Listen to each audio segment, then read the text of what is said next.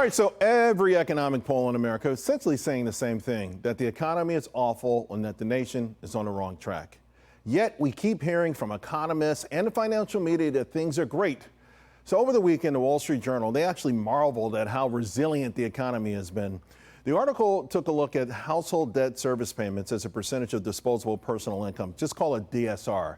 Now, this DSR is divided in two parts. They've got mortgage and then consumer debt, and essentially is scheduled payments, right? All of the payments divided by all personal income. So think about this, because here's the rub.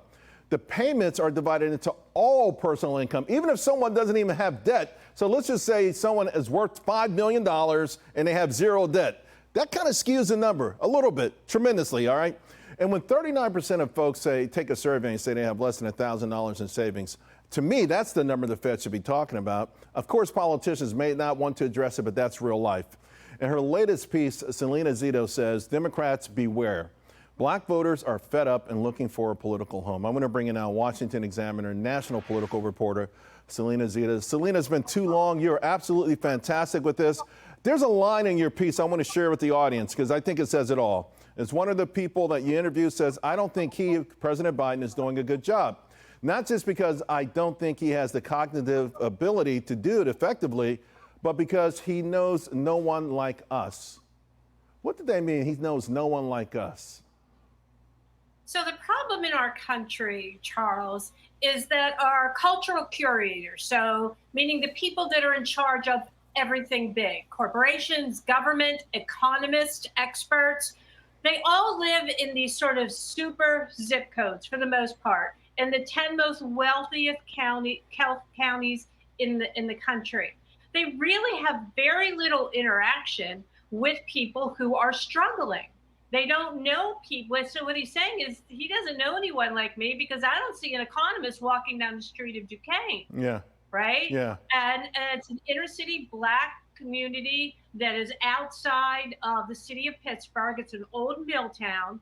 And I think that's the problem is there is a very big problem with separation between the people in charge, the people in power, the people that have money, the people that make the decisions, and then the rest of us. You know, and so, yeah. No, I was just going to pick up that point. I mean, the economists, I have some brilliant economists on all the time, but the idea that we have policies that are based on aggregate data, and they keep telling me things are great. Now, people still have stimulus money. No, they don't. Rich people still have some stimulus money, right? But why should we have Federal Reserve policy based on that? Why should we have economic policies based on those kind of things? It just breaks my heart because, to your point, to me, the majority of Americans are being left behind. They are being left behind. And I was there for hours talking to them. Obviously, not everything got into the story. But to your point about data, one of the people that I interviewed said, we're just a number. And there's a number that's thrown into this calculation. And it spits it out and says everything is great. Well, not everything is great. My groceries are high. We've never recovered from those high inflation numbers of last year. And it's not as though they went away. We just inflation is still there. Right. It's just a little less.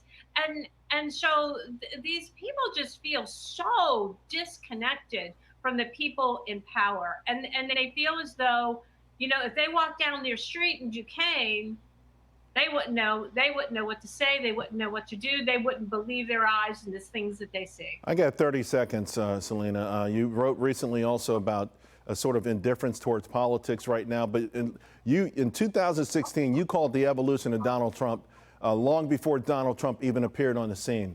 What's happening right now, just quickly? I mean, what do you think is going to happen next year? I have no idea. We have two people that are at the top of the party who are sort of have their own set of problems.